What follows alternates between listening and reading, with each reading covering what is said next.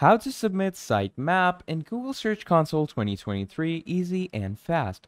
Hello everyone, welcome back to this video. In this video, I'm going to be showing you how you can submit your sitemap to Google Search Console in the easiest, most efficient way possible. So to do this, first we need to understand what is a sitemap. A sitemap is a file where you provide information about pages, videos, and other files on your website. So to basically put this in a Google Search Console, what you're going to do is you're just going to quickly go on Google Search Console, okay?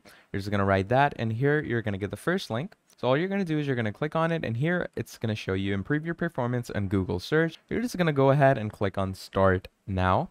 And once you click on Start Now, it's going to give all these things like Welcome to Google Search Console, stuff like that. Now, you could either add your own domain or a URL prefix. So let's say I'm going to go ahead, let's say you have a Shopify store, okay? Now, what you're going to do from here is you're going to take the URL of your Shopify store. So let's say you can add a URL for your Shopify store, or you can add a URL for maybe your YouTube or something like that. Make sure to have the proper like HTTPS and stuff like that. So let me just go ahead and properly copy domain. If I were to like copy this channel link, so just once you copy it as a whole, what you're going to do is you're going to come here, paste it. Okay.